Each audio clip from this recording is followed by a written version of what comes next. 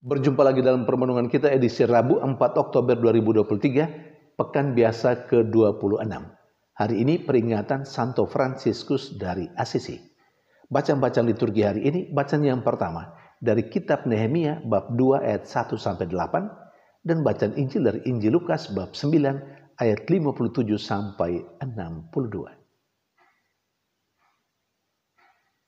Santo Fransiskus dari Assisi. Dari namanya saja sudah jelas. Beliau lahir di Assisi pada tahun 1182. Banyak cerita tentang orang kudus ini karena sangat menarik.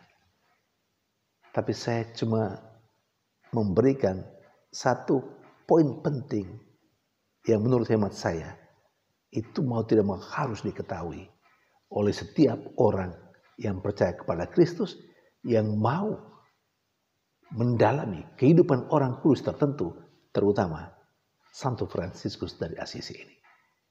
Apa itu? Ternyata setelah melewati masa mudanya yang sangat tidak terpuji, Fransiskus bertobat. Dia meninggalkan harta kekayaan ayahnya dan mau menjadi miskin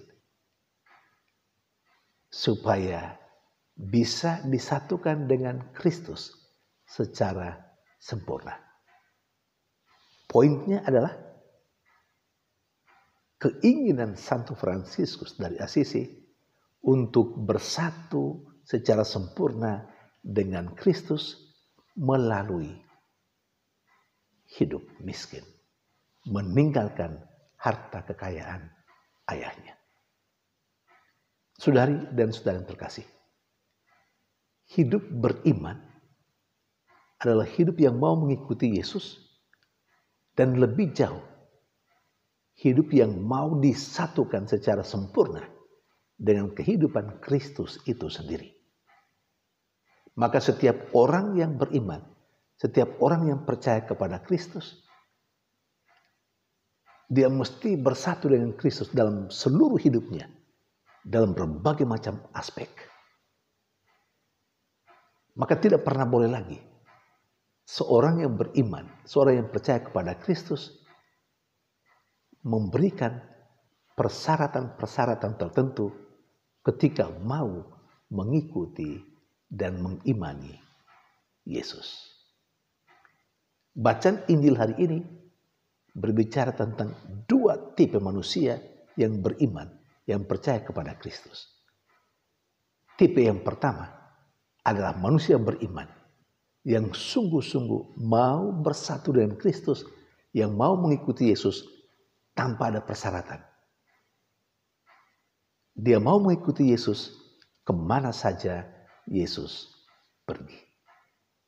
Dan tipe manusia yang kedua adalah mau mengikuti Yesus, mau beriman kepada Yesus, mau percaya kepada Yesus dengan berbagai persyaratan.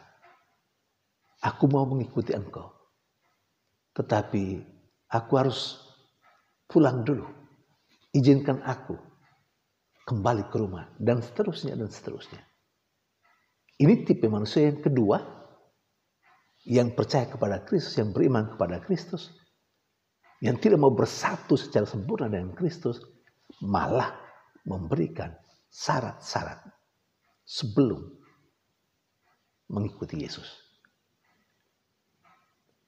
Apakah Anda dan saya masuk dalam kelompok orang beriman yang mana? Apakah kita masuk dalam kelompok orang beriman yang kedua, yang selalu memberi syarat-syarat dalam mengikuti Tuhan, dalam beriman kepada Tuhan, dalam percaya kepada Tuhan? Atau kita adalah orang beriman yang mau bersatu dengan Kristus selama hidup kita atau dalam hidup kita tanpa memberikan persyaratan? Kita mau mengimani Kristus secara sempurna, bersatu dengan Dia secara sempurna. kemana saja dia pergi. Kita yang paling tahu di mana kita berada dalam kehidupan beriman kepada Tuhan.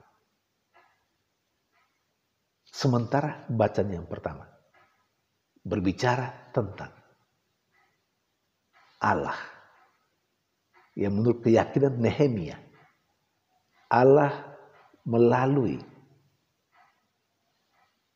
Raja Artasasta mengizinkan Nehemia membangun kota Yerusalem, membangun kembali kubur para leluhurnya. Maka Nehemia bersyukur kepada Allah karena Allah melalui Raja Artasasta memperkenankan dia memperbaharui, membangun kembali tembok kota Yerusalem. Saudari dan saudara yang terkasih, di sini kita melihat Allah melakukan perbuatan baiknya kepada orang yang percaya kepadanya, kepada orang Israel, melalui orang asing, melalui Raja Artasasta itu. Maka dalam kehidupan sehari-hari kita akan menerima kebaikan Allah melalui berbagai macam cara dan melalui berbagai macam orang. Baik orang yang seiman dengan kita, juga orang yang tidak seiman dengan kita. Orang lain dalam tanda petik yang ada di sekitar kita, mereka bisa dipakai oleh Allah untuk menunjukkan kebaikan kepada kita. Tinggal kita sadar atau tidak bahwa Allah berbuat baik kepada kita melalui sekian banyak cara, melalui sekian banyak orang, termasuk mereka yang mungkin tidak seiman dengan kita. Mari kita terbuka dengan siapapun dan meyakini bahwa Allah bisa berkarya untuk sesuatu yang baik bagi kita melalui siapa saja yang ada di sekitar kita.